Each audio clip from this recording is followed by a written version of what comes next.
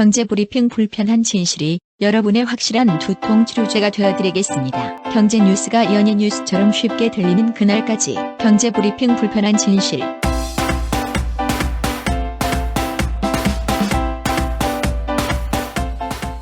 경제브리핑 불편한 진실 8월 11일 순서 시작하겠습니다. 더워도 너무 덥죠. 오늘은 전국이 처음으로 동시에 다 폭염이라면서요. 그러니까 저희 오늘 여의도를 다녀왔잖아. 갔다 오면서 진짜 이러다 죽을 수도 있겠다, 이 정도로 덥더라고요. 근데 제가 기사를 찾아봤더니 제 얘기가 과언이 아니에요. 올해 들어서요, 온열 질환 환자 작년에 비해서 무려 30%나 급증을 했대. 예. 농촌에만 온열 질환 환자가 있는 게 아니라 도심에도 있다는 거야. 에어컨 못 트니까. 게다가 진짜 황당한 일도 있었죠. 지난 9일에 프로야구 경기장에서 누가 쓰러졌어. 누가 쓰러졌는지 아세요? 볼 맞고 타자가 쓰러진 거 아니에요? 아니에요. 심판이 너무나 더워가지고 호흡곤란 증세를 호소했대. 그래서 중간에 심판이 교체되더라고. 얼마나 더웠으면. 심판이 보통 파울볼 맞고 교체가 되는 건데 호흡곤란으로 교체가 됐다고요? 그러니까요. 진짜 더워도 너무 더운 거죠. 그래서 그런가 요즘 인터넷에서는요, 폭염과 관련된 신조어들이 난무를 하고 있더라고요. 이 얘기 들어보셨어요? 서집트. 서집트? 네. 서집트가 뭐냐면요, 서울 플러스 이집트. 이집트만큼 덥다는 얘기인 거지. 또 있어요. 데프리카. 이건 대구인가요? 그렇죠. 대구 플러스 아프리카. 장난 아니죠? 네. 또 있죠. 울산도 못지않게 덥잖아. 울집트라 그러더라고. 울버리인 줄 알았어, 맨 처음엔. 이집트가 굉장히 더운가 보죠? 이집트 사막 기후 아니에요. 그러니까 그만큼 덥다고 하고요. 아직까지 제가 찾아본 바에는 신조어로 안 나와 있지만 아마 이 신조어도 나올 것 같아. 서하라. 사하라 사막 있잖아. 그러니까 서울과 사하라 사막을 합친 서하라도 나오지 않을까? 근데 제가 검색을 해봤더니 서하라라는 연예인이 있더라고요. 예. 제가 연예인 쪽은 잘 몰라서 서하라 팬이 계신다면 좀 죄송하다는 말씀 드리고요. 아무튼 신조어로 조만간 등재되지 않을까, 이런 생각도 들더라고요. 또 재미난 것은요, 열섬 현상 들어보셨죠? 네. 근데 우리나라는 열섬으로는 안 된대. 너무 더워서. 그래서 열돔이라고 그러더라고요. 섬이면 그래도 빠져나갈 구멍은 있잖아요. 돔은 다 막혀 있는데. 그렇죠. 특히나 고척 동구장 생기면서 이 열돔 현상이 더욱더 부각받고 있다는 거예요. 그만큼 서울 시내가 너무나 덥다는 거죠. 이게 열돔은 기상학 용어에도 없는 건데 우리나라에선 신조어로 쓰이고 있다는 거죠. 네. 거기다가 이거는 진짜 재밌다고 해도 될 것 같아요. 저희가 월요일날 방송에서 전기요금 누진제 얘기하면서 이거 자칫하다가는 자린고비처럼 굴비 걸어놓는 듯이 에어컨도 쳐다봐야 되지 않을까, 이런 얘기 드렸었잖아요. 네. 언론에서 현대판 굴비 제목에 이렇게 뽑아놨어. 우리 방송 듣고 또 그걸 기사로 쓰셨구만. 그런가? 거기다가 자린고비 얘기, 현대판 자린고비, 이 얘기도 쓴 언론이 있더라고요. 네. 아무튼 이 모든 게 다 너무나 덥기 때문에 벌어지는 현상이긴 하지만 또 원인이 있죠. 가정에서는 에어컨을 제대로 틀 수 없게 만드는 잘못된 누진제 때문이다, 이런 지적이 많은데요. 지금 당정청에서 누진제 개편 논의하고 있죠. 논의는 하고 있는데 오늘이 11일이잖아요. 아마 논의가 추석쯤 되면 끝나지 않을까요? 그렇죠. 그때 되면 또 전기요금 누진제에 대한 불만이 싸그라질 테니까 그때까지 아마 시간 끌기를 하지 않을까, 이런 예상이 들더라고요. 근데 제가 여의도 갔다가 오면서 쓰러질 것 같은 그 폭염 속에서 이런 생각이 갑자기 나더라고요. 이 내리쬐는 태양광, 그리고 계란을 톡 터트리면 바로 후라이가 될 것 같은 도로, 지열, 이것만 잘 활용해도 전기세 걱정 안 해도 될 것 같은데. 충분히 가능하겠네요. 태양광 발전, 지열 발전이라고 하잖아요. 우리나라의 이런 상태가 매 여름마다 반복이 된다면 원자력 필요 없을 것 같아요. 삼성이나 LG에서는 이런 걸 못할 것 같고, 일반 발명가 중에서 한 분이 나서서 땅에다가 콘센트를 꽂아버리는 이런 거를 누군가가 개발을 했으면 대박나지 않을까요? 에어컨에다가 집광판을 달아놓는다든지, 요즘 같은 햇볕의 세기와 노출 시간을 감안을 하면은 충분히 태양광으로만 에어컨을 돌릴 수도 있을 것 같아요. 그러니까 보통 실외기 외부에다 설치하잖아요. 네. 거기다가만 태양 전지판 깔아도 될 것 같은데 말이에요. 그러게 말입니다. 실외기 겸 전기 발생, 두 가지 역할을 동시에 하는 거죠. 아니, 누가 이거 개발해 주실 분 없을까요? 다른 건 몰라도 난 뽀삐 없인 못 살아. 됐고! 난 이차 없인 못 살아! 반려동물 가능한 방에서 주차 가능한 방까지 우리 살고 싶은 데서 살자. 다방. 그러면 오늘 꼭 챙겨야 할 경제 브리핑. 나 혼자 밥을 먹고 나 혼자 영화 보고. 제가 노래를 너무 못 불러서 박 PD가 막 비웃고 있네요. 무슨 노래인지는 아시죠? 몰라요. 그래서 못 비웃고 있어요. 그런가요?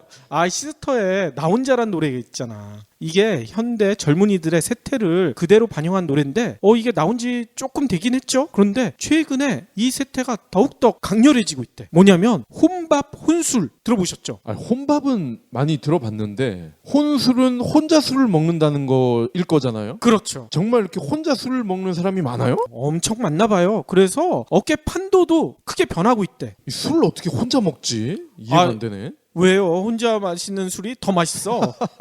뭔 얘기냐면요. 혼자 밥을 먹고 혼자 술을 먹는 사람들이 늘어나면서요. 편의점과 패스트푸드점은 엄청 장사가 잘 된대요. 그런데 일반 술집 네. 이런 데는 장사가 너무 안 된다는 거야. 그럼 혼자 먹을 수 있게끔 칸막이를 설치해야 되겠네. 아직까지 그런 데가 많지가 않다는 거죠. 이 얘기는요. 국세청이 사업자 현황 자료를 조사한 거에 나와 있다고 합니다. 지난 5월 기준으로요. 30개 생활 밀접 업종에 종사하는 사업자 수를 조사해 봤더니만요. 146만 7천여 명. 1년 전과 비교해서 2.1%나 늘어났대요. 근데 증가폭이 가장 큰 업종이요. 편의점이래요. 편의점은 무려 지난해보다 11.6%가 늘어났다고 합니다. 네. 또 패스트푸드점도요. 지난해보다 7.5% 이렇게 늘어났는데 이렇게 늘어난 원인에 대해서 아까 설명드린 대로 1인 가구가 증가하면서 혼밥, 혼술을 하기 때문이다. 이런 분석이 나왔어요. 그럴 수도 있을 것 같아요. 물론 1인 가구 덕도 있겠지만 여럿이 먹으면은 이거 신발끈을 매야 되나 말아야 되나 고민을 하게 되잖아. 그렇지. 술값, 밥값 누가 내야 되나 걱정되니까. 전화 오지도 않았는데 전화 받는 척하고 그런 부담도 있지 않을까 싶어요. 그렇죠. 그래서 그런가 진짜 혼밥, 혼술 때문인지 편의점은 요즘 저녁 시간대가 아주 대박이라는 거예요. 뭔 얘기냐면 저녁 시간대 맥주, 소주 이런 걸 사간대. 왜? 집에 가서 혼자 먹으려고. 또 거기다가 맥주, 소주를 그냥 먹긴 힘들죠. 라면이나 도시락 이런 간편식 이런 걸 안주 삼아 먹는 사람들이 크게 늘어났다고 합니다. 반면에 이렇게 다들 혼자들 술 먹고 밥을 먹으니까 일반 주점들, 그러니까 일반 술집이죠. 일반 술집 사업자 숫자는요. 1년 전에 비해서 5.1%나 줄어들었대요. 특히 많이 줄어든 지역이 인천이라고 합니다. 인천이 8%나 줄어들었고요. 네. 경기는 7.6%, 서울도 7.3%. 그러니까 수도권 지역에서 혼밥, 혼술을 한다는 거야. 근데 혼자 집에서 먹는 건 좋은데 에어컨도 안 틀고 먹으면 열받을 것 같은데? 그럴까요? 그래도 태국 전사들의 시원한 금메달 행진 보면서 먹으면 좀 낫지 않을까? 땀띠 나면서. 다음 소식입니다. 스위스에 본사를 둔 거대 다국적 제약 기업 중에 노바티스라는 데가 있죠. 노바티스는 엄청 유명한 회사죠. 예, 이 노바티스는요 매출액 규모에서 미국의 존슨앤존슨과 1, 2위를 다투는 거대 기업이거든요. 근데 요즘 불법 부패 사건이 끊이지 않고 있어서 논란이 되고 있어요. 아니 스위스 회사라면서요. 네. 스위스도 독일 못지않게 이런 데에선 좀 깨끗하다 이런 이미지가 강했는데 그러니까 이상하게 한국에만 오면 이것들이 지랄을 하는 거야. 지네 나라에서는 깨끗한데 한국에만 오면 한국식으로 변하는군요. 그렇습니다. 11일 서울 서부지검 리베이트 수사단에 따르면요. 최근 한국 노바티스입니다. 한국 노바티스가 우리 제품을 써주세요 하고 의사들에게 거액의 불법 리베이트를 제공한 혐의. 이 혐의로 전 대표 문모 씨를 포함해서요. 전현직 임원 6명, 의학 전문지 대표, 종합병원 의사 21명 등 모두 27명을 불구속 기소했습니다. 우와, 27명이나요? 예, 이들은요 2011년부터 올 1월까지 의학 전문지나 학술지에 제품 광고비 등으로 181억 원을 주고 이 매체에서 거마비, 원고료, 강연료 명목으로 의사들에게 26억 원을 준 혐의입니다. 와, 많이도 질렀군요. 2010년부터 리베이트 제공을 한 업체, 의사, 쌍벌제를 도입을 했단 말이죠. 그랬죠. 그러니까 이 꼼수가 더 교묘해지고 있다는 겁니다. 방금 설명드린 전문지를 통한 이런 합법적인 원고료, 강연료 이렇게 둔갑을 시켜버린 거야. 아하. 대놓고는 이제 못 주니까 원고료, 강연료 이거 부르는 게 값 아니겠어요? 그렇겠죠. 저는 3주 전에 강연을 갔다 왔는데 아직도 강연료를 못 받고 있는데 말이지. 아, 그거 아직도 못 받았어요? 주긴 주는 거 맞아요? 안 주는 건가 봐. 그런데요, 한국 노바티스는 또 이렇게 변명을 합니다. 사과문도 아니고 입장문이래. 입장. 이런 유감스러운 일이 경영진의 용인하에 이루어졌다는 의견에 동의할 수 없다. 한국 일부 직원들이 규정을 위반한 일이다. 이렇게 주장을 했습니다. 아, 밑에 직원들이 알아서 한 거지 윗사람들은 전혀 모르는 일이다 이렇게 발뺌하는군요. 검찰이 불구속 기소를 한 거는 정작 전현직 임직원들이란 말이죠. 그러니까 한국 노바티스는 지금 검찰이 하고 있는 것도 부정을 하고 있는 거야. 우리 전현직 임직원님들이 그럴 리가 없다. 아니 근데 노바티스 얘기대로라면 밑에 사람들이 알아서 불법을 저질렀다는 얘긴데 그게 말이 되나요? 말이 안 되죠. 저희가 입주해 있는 비즈니스 센터에도 데이 트레이더를 하시는 분들이 꽤 계시더라고요. 매일매일 주식을 거래하는 일반인들을 말씀하시는 거죠. 그렇죠. 근데 그분들의 요즘 얼굴이 좋지가 않아. 안 보이던데 최근에? 최근 자주 보이지 않을 뿐만 아니라 화장실에서 우연하게 이렇게 마주쳤을 때도 인상들이 막 울그락불그락이에요. 그래서 도대체 왜 그러시지 그랬더니만 이유가 있었네요. 변비인가 보지. 아이, 변비가 아니라 장이 안 좋다는 거야. 그 장이 아니고 다른 장이야? 그렇죠. 다른 장이 안 좋은데 전반적으로 국내 주식 시장 자체는 요즘 상승세잖아요. 근데 유독 개미만 울었대. 맨날 그래 맨날.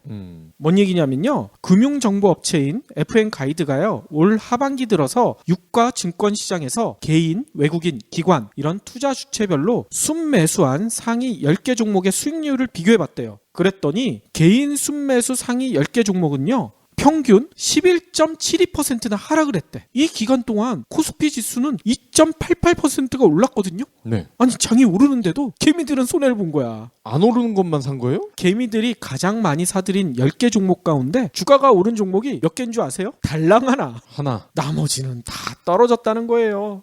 아니 근데 그래도 개인 트레이더 정도면은 주식에 대해서 굉장히 많이 알고 있을 것이라고 추측이 되는데 왜 이렇게 안 오르는 것만 이렇게 살 수가 있죠? 이에 대해 전문가들은 투자 전략 차이에서 이런 결과가 비롯되고 있다 이렇게 설명을 해요. 뭔 얘기냐면요, 개인들은 대개 방향성을 따지지 않고요 추종 매매를 많이 한대요.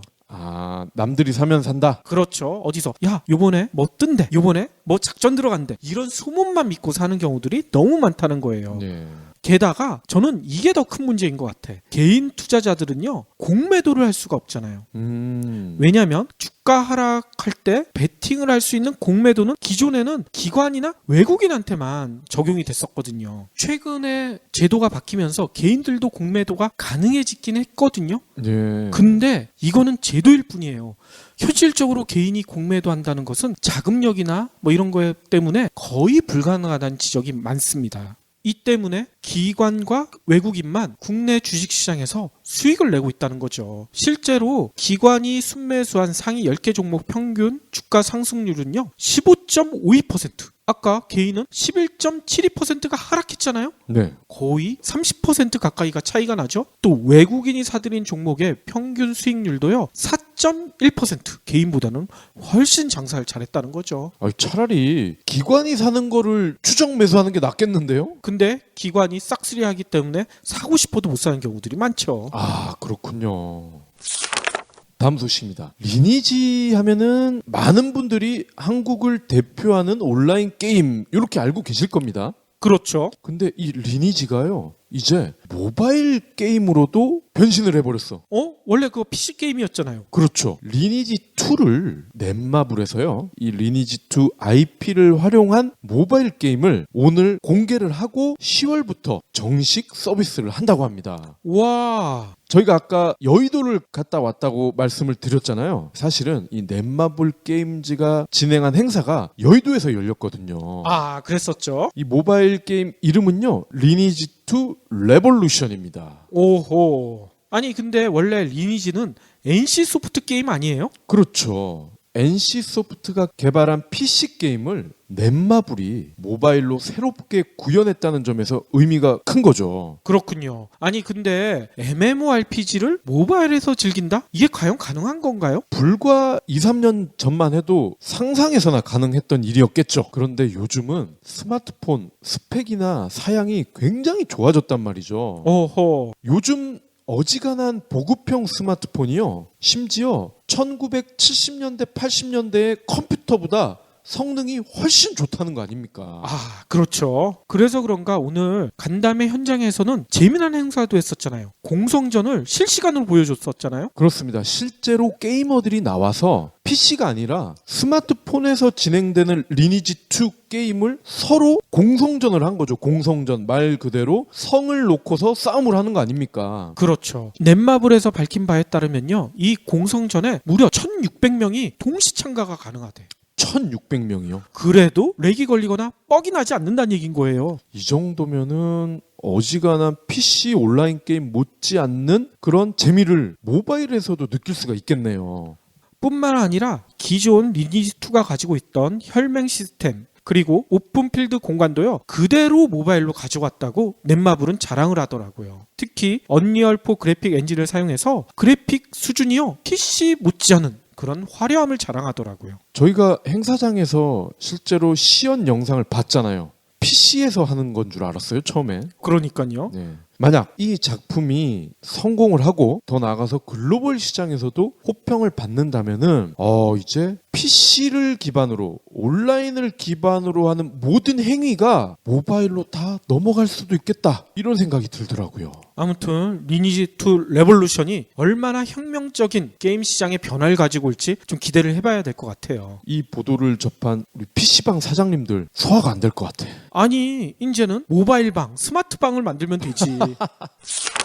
여러분들 중에 이런 제목의 글을 보신 분들이 많을 거예요. 에어컨 기사의 양심 고백. 이게 한 며칠 전부터 페이스북이나 트위터 상에서 엄청 유행을 했거든요. 혹시 못 보신 분들을 위해서 짧게 요약을 해드리자면 전직 에어컨 기사였는데 이분이 에어컨 전기 요금을 줄일 수 있는 여러 가지 비법들을 정리해 놓으셨어요. 여기서 가장 눈길을 끌었던 게 제습 기능을 활용하라. 그러면 전기 요금을 확실하게 줄일 수 있다. 이런 얘기를 하더라고. 네. 그래서 이 얘기 듣고 진짜 냉방 기능이 아닌 제습 기능으로 틀어놓으신 분들이 의외로 주변에 많았었거든요. 근데 저도 궁금했어요. 저번에도 말씀드렸지만 저희 집 에어컨은 지금 고장나서 제가 직접 실험해 볼 수가 없는데 네. 이것도 또 JTBC에서 미리 실험을 해봤나 봐요. 그 실험 결과를 어제 방송을 하더라고요. 그래서 여러분들과 한번 공유를 해볼까 하는데요. 내용은 이렇게 나와 있습니다. JTBC에서요 30평대 아파트 거실에서 1등급 스탠드형 에어컨을 냉방과 제습 기능으로 2시간씩 가동을 해봤대요. 그리고 온도는 27도, 그 다음에 희망 온도는 24도로 이렇게 설정을 해놨다는 거죠. 그런데 결과가 어떻게 나왔을까요? 놀랍게도 제습과 냉방의 전력량이 별 차이가 없어. 어이? 그럼 그 기사분이 뻥친 거예요? 그러니까 뻥을 친 건지 뭐 한 건지 아무튼 그 에어컨 기사의 양심 고백과는 달리 제습 모드로 하더라도 냉방보다 훨씬 전기료가 적게 들진 않았다는 얘기인 거예요. 에어컨 기사 양심 고백 글에는 이런 얘기가 있었거든요. 제습 모드로 하루 24시간 한 달 내내 써도 전기요금이 13,000원에서 28,000원밖에 나오지 않는다. 이렇게 얘기를 했는데 JTBC에서 그러면 진짜 24시간 제습 모드로 했었을 때 요금이 얼마 나올까 추정을 해봤다는 거예요. 추정을 해봤더니 놀랍게도 얼마가 나오는지 아세요? 스탠드형인 경우에는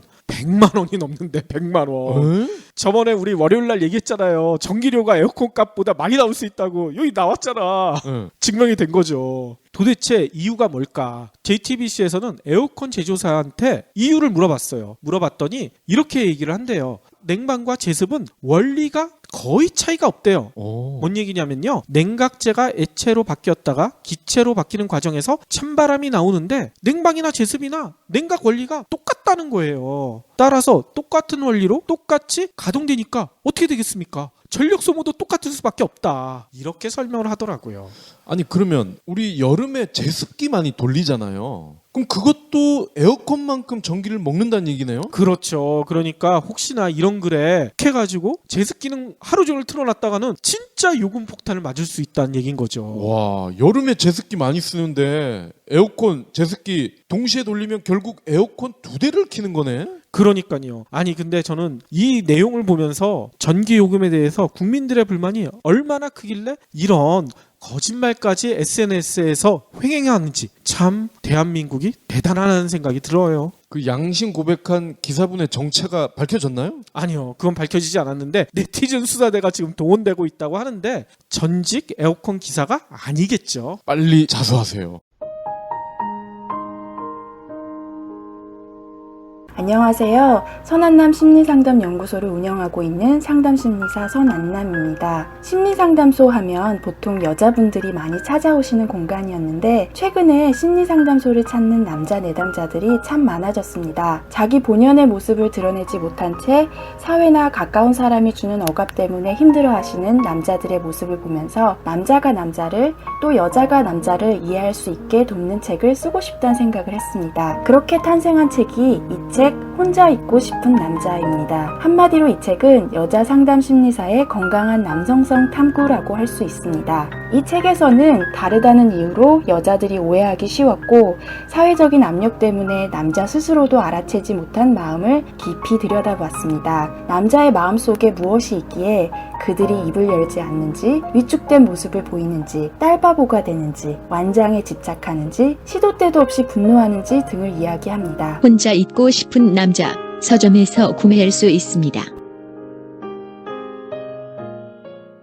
그러면 오늘 섹션 자동차 이야기를 해드릴 텐데요. 또 역사 얘기야. 왜 역사 얘기부터 하는 거예요? 산업계에 하인리 법칙이라는 그런 용어가 종종 쓰이거든요. 전 처음 들어보는데요. 하인리히 법칙. 이게 뭐냐면요. 한 번에 큰 사고가 일어나기 전에는 항상 300번의 징후 그리고 29번의 경고가 있다. 이런 뜻입니다. 어허. 허버트 하인리라는 미국의 여행자 보험회사에 근무하던 양반이 다양한 사고 통계를 접하면서 사고의 인과관계를 계량적으로 분석하다 보니 이러한 결론을 얻었다는 거예요. 그래요? 한 번의 대형 사고가 발생을 하면 그 전에 29번의 경미한 사고가 대부분 있었다는 거야. 그리고 이 경미한 사고가 있기 전에 부상이나 이런 눈에 잘 드러나지 않는 가벼운 실수가 300번 정도 있었다는 겁니다. 아니 329? 좀 이해가 안 된다. 산업재해로 중상자가 한 명이 나왔다고 치자고요. 오늘 내일 하는 그 정도의 심각한 중상을 입은 사람이 한 명이 나왔습니다. 그러면 이 사람이 나오기 전에 같은 원인으로 발생한 경상자, 그냥 간단하게 어디가 부러진다든지 생명에는 큰 지장이 없는 그런 부상을 당한 사람이 그 전에 29명이 있다는 겁니다. 그리고 29명 전에 부상도 아니고 거의 눈에 띄지 않는 아주 경미한 사고를 겪은 사람은 300명이 있었다는 겁니다. 그래도 난 잘 이해가 안 된다. 더 쉬운 예를 찾아봤더니 이런 게 있네요. 사무실 청소를 할 때 바닥을 제대로 닦지 않으면 물이 남아있겠죠. 그렇죠. 그러면 사람들이 대부분 미끄러지지 않겠습니까? 그런데 아마도 미끄러질 뻔 하면서 체조 선수에 가까운 그런 균형, 착지, 마무리하면서 크게 다치진 않을 겁니다. 많은 사람들이. 그런데 간혹 어떤 사람은 넘어져서 멍이 들 수도 있고요. 약간의 찰과상을 입기도 하겠죠. 그러겠죠. 그런데 극소수의 사람들은 재수가 없어서 넘어지다가 뼈가 부러질 수도 있어요. 특히 엉덩이 쪽에 이렇게 보면 꼬리뼈 이런 거 있잖아.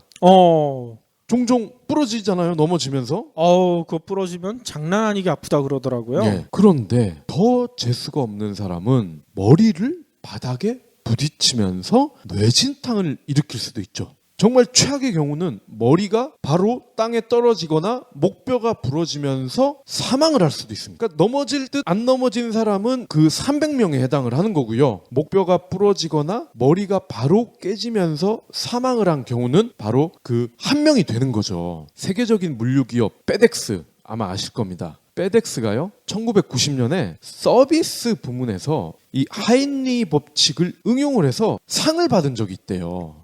그래요? 1대 10대 100 법칙이라고 합니다.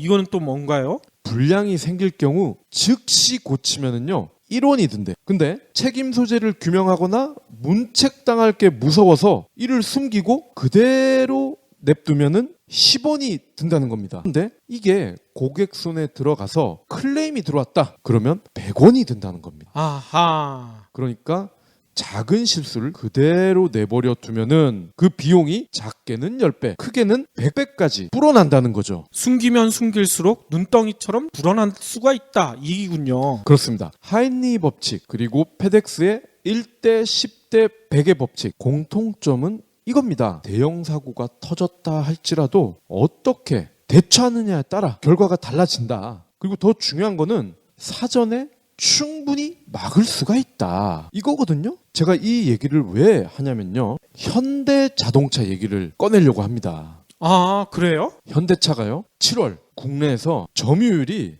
35.3%를 기록했대. 아니 40%도 못 넘겼어요? 그렇습니다. 6월보다는요. 약 4%포인트가 빠진 거고요. 작년 7월과 비교를 해봤더니 5.14%포인트가 빠졌어요. 우와, 장난 아니게 빠졌군요. 현대차 월간 점유율이 40% 아래로 떨어진 게 이번이 처음이라고 합니다. 기아차와 합산 점유율도 궁금하실 텐데요. 합산을 해봤더니 64.9%가 나왔습니다. 근데 불과 1년 전만 해도요. 현대 기아차 합산 점유율이 80% 육박을 했거든요. 그렇게 높았었어요? 10대 중 8대가 현대 기아야. 근데 1년 만에 어떻게 됐습니까? 64%까지 떨어졌다는 겁니다. 이야. 제조업에서 1년 만에 15%포인트가 줄어들었다. 이거 엄청난 거 아닙니까? 그렇죠. 아니 도대체 이렇게 현대 기아차의 점유율이 빠진 이유가 뭔가요? 일단은요. 경쟁사인 한국 GM, 르노 삼성이 굉장히 선전을 했어요. 아하. 7월 판매량만 보면요. 현대차는 20%가 줄었어요. 판매량이. 근데 GM과 르노 삼성은요. 15.8%, 9.7%가 늘었어. 오, 그래요? 현대가 마이너스 20을 기록할 때 얘네는 플러스 15.8, 9.7을 기록했다는 얘기예요. 한국 GM은 신형 말리부, 르노 삼성은 SM6가 불티나게 팔리고 있거든요. 그렇군요. 아니 현대차도 그랜저 있고 소나타 있는데 왜 그러냐 이렇게 반문을 하실 수 있을 텐데 소나타 내수 판매량을 보면요. 상반기 기준으로요. 작년 같은 기간보다 11.5%가 줄었어요. 아이고. 그랜저는 더합니다. 27.4%가 떨어졌어요. 진짜 거리에서 그랜저 보기가 힘든 이유가 여기 있군요. 한때 우리가 차 산다 그러면은 사회 초년생은 아반떼 그리고 과장급 이상은 소나타 그랜저 아닙니까? 그렇죠. 저처럼 트라지에 사는 사람은 아주 드물었죠. 그러니까 과장급 이상 4인 가족의 가장 이런 분들은 고민할 필요 없이 소나타 아니면 그랜저였단 말이죠 한때. 근데 이제는 고민하지 않고 소나타 그랜저는 제낀다는 겁니다. 아, 그렇군요. 그리고요 더 심각한 거는 예전 방송에도 말씀을 드렸는데 소나타 그랜저가 7% 할인 또는 60개월 무이자 할부 유례가 없는 마케팅을 했었단 말이야. 아니, 할부를 60개월을 해줘요? 60개월. 이야, 장난 아니군요. 제가 현대차를 10년 전에 샀더랬죠? 그때 할부 이자가 얼마인 줄 아세요? 6%예요. 6%. 오.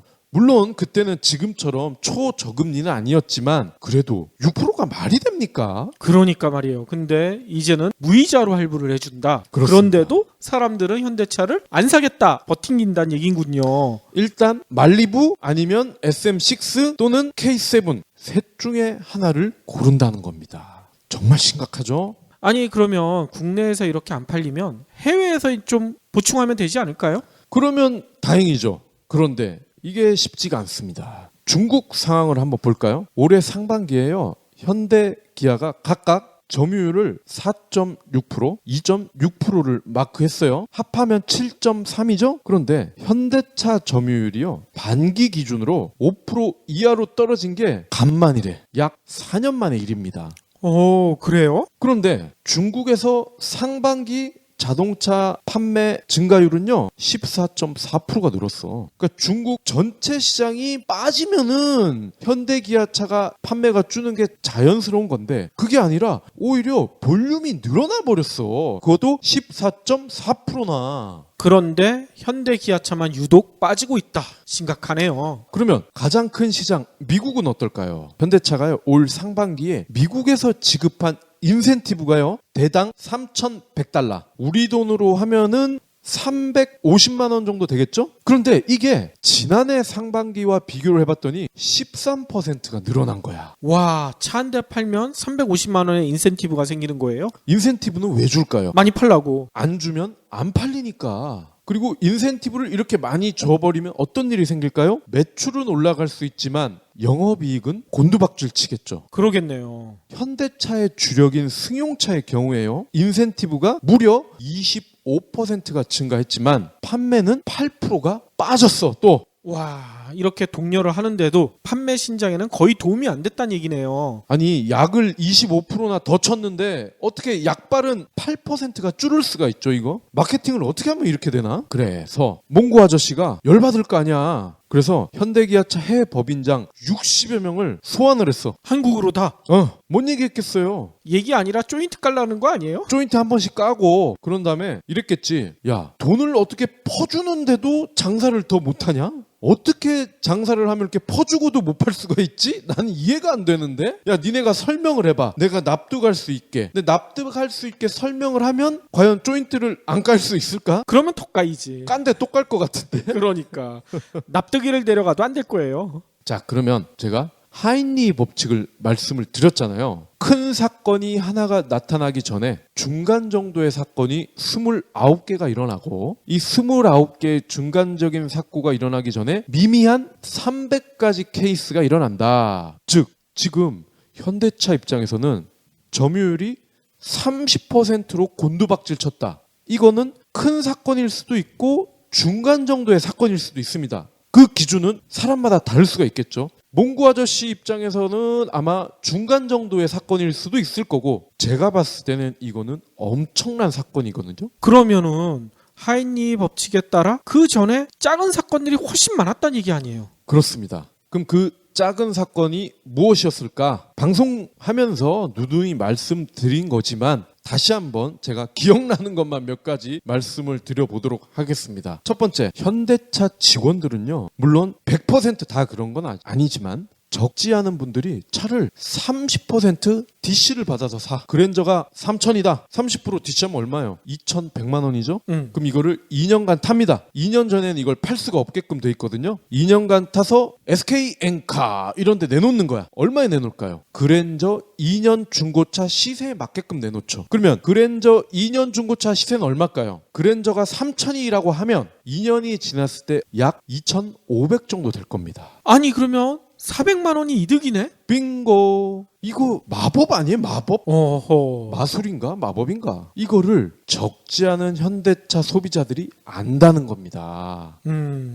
열받겠죠? 그러겠네요. 자, 그리고 강판의 재질, 두께 이런 거 논란이 많이 됐었잖아요. 그렇죠. 그런데 최근 들어서야 이게 어느 정도 차별이 줄어든 것 같긴 해요. 근데 그 전까지는 엄연히 차이가 컸단 말이죠. 이러한 부분. 그리고 여전히 수정이 안 되는 것 두 개를 말씀을 드릴게요. 첫째, 언더코팅. 언더코팅은 뭔 얘기죠? 우리가 타이어가 펑크가 나면은 아니면 정비를 할 때 뭐 이상한 펌프 슉슉슉슉 해가지고 차가 붕 뜨잖아. 아, 그쵸. 그러면 우리가 차 밑에를 이렇게 볼 수가 있죠? 그렇죠. 그런데 내수용 차를 보면요, 녹이 엄청 쓸어 있어. 왜? 그건 왜 그래요? 코팅을 안 했거든. 아하. 근데 수출용에는요, 이 부분이 말끔하게 코팅이 되어 있습니다. 아니 그러면 내수용 차는 녹슬어도 상관이 없고 수출차는 녹슬면 안 되고 이게 뭔 얘기예요? 이것도 얘들한테 물어보면 그러죠. 규정상 어쩔 수 없다. 북미는 코팅을 하라는데 안 하면 못 판다는데 어쩔 거야. 근데 내수에는 그런 규정이 없다. 마찬가지로 사이드빔, 차 측면 쪽 문을 말씀을 드리는 겁니다. 이 측면 쪽에 승객을 보호하는 빔이 있습니다. 바, 안전 바가 있는데 국산은 하나가 들어가 있어요. 그리고 수출용은 2개가 들어가 있어요. 한마디로 안전성은 수출용이 2배가 높다고 봐야 되겠네요. 그렇죠. 그리고 투싼 그때 말씀드렸죠. 앞에 범퍼 쪽에도 수출용은 범퍼 빔이 오른쪽 끝까지 다 장착이 돼 있지만 내수용에는 가운데만 있다. 그래서 기억나요. 측면 사고 충돌 때 특히 조수석에 노약자가 앉았을 경우에 허벅지에 피가 나는 사고가 생길 경우에 굉장히 위험할 수가 있다. 말씀을 드렸죠. 여전히 시정이 안 되고 있죠. 아, 그렇군요. 에어백이라든지 뭐 기타 등등의 다양한 부품 이런 게 내수와 수출용이 다르다. 이런 건 워낙 많이 보도가 돼서 뭐 굳이 제가 설명을 안 해도 될 것 같고요. 한 가지가 또 있습니다. 아니, 또 뭐예요? 보통 현대차에서 신차가 나오면요. 북미에서는 이게 1년 반이나 2년 뒤에 나와. 아니, 동시에 보통 내놓는 게 정상 아닌가요? 그러게 말이죠. 왜 현대차는 북미에만 2년 뒤에 똑같은 신차를 내놓을까? 아니, 스마트폰 뭐 갤럭시나 이런 것만 봐도 북미를 먼저 내놓잖아. 한국보다. 왜 거꾸로 가요, 얘네는? 왜냐? 똑같은 제품을 동시에 내놓으면은 북미에서는 천문학적인 건수의 리콜이 들어올 가능성이 크거든. 아니, 그러면 한마디로 리콜 당할 거를 감안하더라도 한국 사람들은 그냥 타라. 이 얘기 아니에요? 그렇게 봐도 크게 틀리진 않을 것 같다는 거죠. 아니, 그러면 우리가 뭐 마루타야 뭐야. 이게 뭔 얘기예요? 전문 용어 있잖아. 베타 테스트. 아니, 그러면 보통 베타 테스트는 돈을 받고 하잖아. 근데 우리는- 우리는 돈을 못 받잖아. 우리 돈 내고 하죠. 아니, 이게 말이 돼요? 그리고 요거 한 가지만 말씀드리고 넘어가겠습니다. 지난주에 저희가 또 방송을 했었죠. 부산에서 일어난 급발진 또는 차체 결함이 의심이 되는 일가족 사망 사건. 산타페가 갑자기 굉음을 울리면서 정지 등이 들어왔음에도 차가 전속력으로 질주하면서 운전자를 제외한 나머지 일가족 4명이 사망을 했죠. 너무나 끔찍한 사건이었죠. 근데 비슷한 사건이 그 산타페를 몰았던 여러 운전자들이 제보를 하고 읍소를 했단 말이에요. 이미 과거부터. 그 사건이 처음이 아니었다. 처음이 아닙니다. 여러 번 있었다는 거예요? 그렇다면은 우리가 합리적으로 추측을 할 수가 있잖아. 이거는 운전자의 잘못보다는 차체 결함일 가능성이 매우 크다. 그런데 현대차는 이러한 제보가 처음 나왔을 때부터 알리지도 않았고 공감할 만한 보상도 하지 않았단 말이죠. 아니, 이게 진짜 하인리 법칙이 딱 들어맞는 사례네요. 네.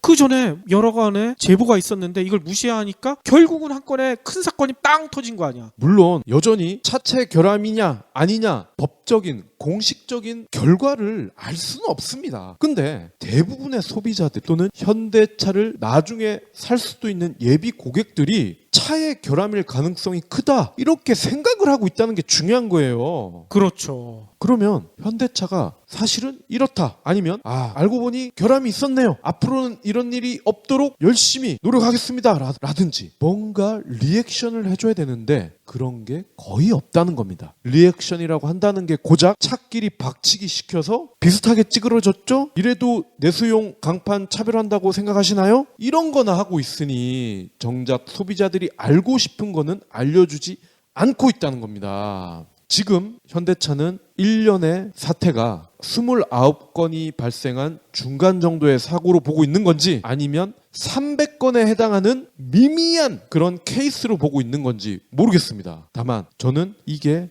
언젠가는 큰 사건으로 일어나는 그 단 하나의 큰 사건으로 수렴할 가능성이 매우 크다고 봅니다. 제가 현대차 이야기를 자주 하는 거는 제가 현대차를 증오하거나 미워해서가 아니에요. 저도 현대차를 타고 싶기 때문에 그런 거예요. 저렴하게. 지금 현대차의 주력 고객은 제가 볼 때는 40, 50, 60대거든요. 근데 이 주력이 현재의 10대, 20대로 이전하는 순간 하인리 법칙이 현실화될 겁니다. 그 전에 현대차가 제발 사고 싶은 차를 만들어 줬으면 그런 바람입니다. 혹시 기부해보신 적 있나요? 이런 질문을 하면 나 먹고 살 것도 없는데 기부는 무슨? 기부는 션, 정혜영, 김장훈이나 하는 거 아니야? 라고 하시는 분들이 많습니다. 하지만 기부는 돈 많은 연예인의 전유물이 아닙니다. 무료 기부 사이트 위시플렉스에 접속하면 누구나 기부천사가 될 수 있습니다. 어떻게 가능하냐고요? 위시플렉스의 나만의 위시에서 매주 마음에 드는 신상 10개만 고르면 됩니다. 물론 사는 것이 아니라 찜만 하는 겁니다. 그러면 기부머니 500원이 매주 생기죠. 이 기부머니를 경제브리핑, 불편한 진실 같은 프로젝트에 후원할 수 있습니다. 참 쉽죠? 보너스도 있습니다. 매주 추첨을 통해 골라놓은 신상을 최대 90% 할인된 가격으로 살 수 있는 기회도 제공합니다. 기부도 하고 신상도 챙기고 그야말로 꽉 먹고 알 먹고입니다. 이래도 기부는 나와 상관없는 딴 나라 이야기라고 하실 건가요? 당장 위시플렉스에 접속해 자랑스러운 기부 천사의 이름을 올리세요. 요즘 리우 올림픽 관련돼 가지고 열기가 점점 뜨거워지고 있잖아요. 네. 특히 잘하는 종목이 양궁. 우리의 기대와 맞게 금메달 벌써 2개나 땄잖아요. 네. 그래서 그런가 양궁과 관련된 기사가 쏟아지고 있는데 그중에 중앙일보의 카드뉴스가 진짜 눈길을 끌더라고요. 제목부터 이렇게 돼 있어요. 파벌 천국 양궁 지옥. 파벌이요? 네, 그래서 이게 도대체 뭔 얘기인가 여러분들과 함께 살펴보도록 하겠습니다. 이번 올림픽에서 남녀 단체전에서 우리나라가 벌써 금메달 2개를 땄잖아요. 네. 그러니까 전 세계가 주몽의 나라 한국이 금메달을 휩쓸어가고 있다. 뭐 이런 얘기들을 쏟아내고 있대요. 네. 그런데 이 중앙일보 카드뉴스에 따르면요. 우리나라 양궁이 세계 최강이 된 게 주몽의 DNA 덕택도 있겠지만 이것뿐만이 아니다. 더 중요한 게 있다. 도대체 뭘까요? 한국 양궁의 대표 선발전은요. 지난 4월까지 8개월 동안이나 진행됐대요. 오. 그 과정이 정말 피를 말릴 정도라고 합니다. 우선 남녀 전국 랭킹 100위 안에 드는 선수들이 참여해서요. 총 4,055발 이걸 쏜다는 거야. 1분에 한 발씩 쏜다고 해도 무려 며칠 써야 되는 줄 아세요? 사흘 동안 꼬박 쏴야 돼. 이런 과정을 통해서 대표를 선발한다는 얘기인 거죠. 표적지와 사선을 왕복하는 거리만 해도 182km. 이렇게 선발전을 하는데 이게 한 번이 아니라는 거예요. 3차례의 선발전과 2차례의 평가전에서 최고의 성적을 거둔 3사람만이 올림픽에 출전할 수 있는 자격을 얻을 수 있다고 합니다. 어떻게 보면 올림픽 결승 무대보다 더 빡세네요. 그렇죠. 그래서 아테네 올림픽 금메달 리스트인 박경모 씨는요. 이런 얘기도 했어요. 대표 선발전이 주는 압박감은 올림픽 결승전 못지않다. 그래서 이런 분석도 나온다고 합니다. 실력만으로 선수를 가리다 보니 올림픽 개인전 2연패한 선수가 아직까지 없대요. 런던 올림픽 개인전 금메달 리스트인 오진혁 선수도 이번 선발전에서 6위로 탈락했다는 거야.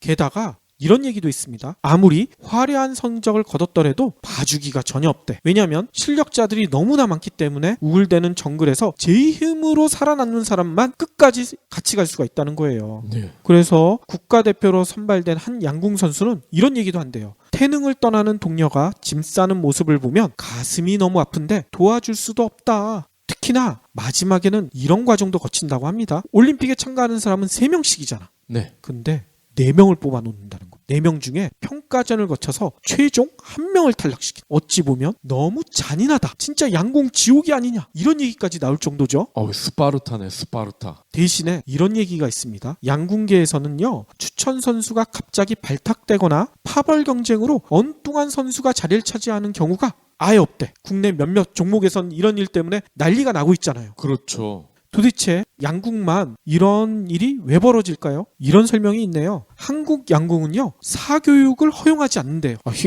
양궁에 왜 사교육 얘기가 나올까 봤더니만 900명쯤 되는 초등학교 양궁 선수들을요. 대한양궁협회 차원에서 육성하고 지원한대요. 덕분에 유능한 코치에게 막대한 비용을 지불하고 훈련받는 사교육 관행이 양궁에는 아예 없다는 거예요. 또 이 덕분에 그 과정에서 생기는 지연이나 파벌 문제도 전혀 없다는 거예요. 실력이 좋으면 살아남고 그렇지 않으면 도태된 너무나 자명하고 깨끗한 규칙의 세계만이 있을 뿐이라고 합니다. 아니 이렇게 하면 너무 가혹하지 않느냐 얘기하시는 분도 계실 것 같은데요. 예. 양궁 선수들이나 지도자들은 이거에 대한 불만이 없다는 거예요. 왜 그러냐면요. 선발 과정에 대한 신뢰가 절대적이기 때문에 한 번 뽑힌 거에 대해서는 협회나 이런 데서 전혀 관여를 안 한다는 거야. 실제로 이런 일이 있었대요. 4년 전에 런던 올림픽을 앞두고 한 선수가 슬럼프에 빠져서 일각에서는 특히 언론에서 대표 선수 교체해야 된다 뭐 이런 얘기가 많이 나왔다는 거예요. 그런데 총 감독이 이렇게 얘기했다는 거예요. 교체는 절대 안 된다. 원칙을 지켜줘야 후배들도 선발전 시스템을 믿고 갈 수 있다. 이렇게 감독이 나서서 원칙을 강조하니까 선수를 교체하지 않았겠죠? 그 결과 어떻게 됐겠습니까? 런던 올림픽 단체전 7연패를 이뤘다는 겁니다. 예. 지옥같이 잔인하지만 공정한 선수 선발 제19에게만 천국처럼 달콤한 파벌 관행보다는 훨씬 아름다운 시스템으로 보이지 않는가? 중앙일보는 이렇게 묻고 있더라고요. 저는 제목이 그렇게 나와서 파벌이 되게 심하다 그런 줄 알았어요. 파벌 천국이랑 완전히 다르다는 얘기인 거죠. 그러니까 우리나라 여러 경제 분야, 사회 분야에서도 양국의 이런 공정한 시스템 좀 적극적으로 도입하면 좋지 않을까. 선발할 때는 지옥전 선발하더라도 한 번 선발한 거에 대해선 끝까지 믿고 지원해준 이런 시스템이 확립된다면 얼마나 좋지 않겠어요? 교육 부문에도 적용이 됐으면 참 좋을 것 같습니다. 그렇죠. 사교육이 없는 양궁. 양궁에 숨어있는 경쟁력의 비결이 거기에 있다는 점도 진짜 놀라운 것 같아요. 우리도 제3 멤버 선발할 때는 이런 식으로 해야 되지 않을까? 3일씩 인터뷰하고 막 PT 시키고.